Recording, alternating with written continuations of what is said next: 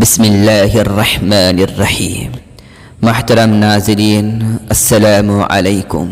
ایک بوسیدہ پرانی سی چٹائی پر حضرت علی رضی اللہ تعالی عنہ لیٹے تھے۔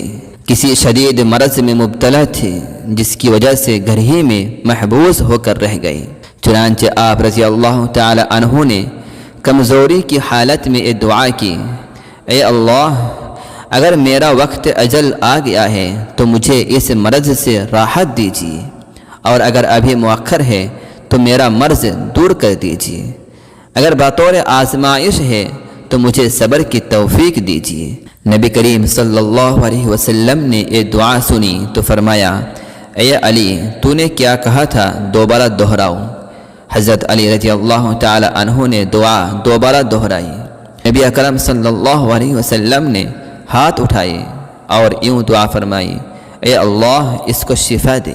حضرت علی رضی اللہ تعالی عنہ فرماتے ہیں کہ نبی کریم صلی اللہ علیہ وسلم کی دعا کے بعد مجھے وہ تکلیف دوبارہ کبھی نہیں ہوئی۔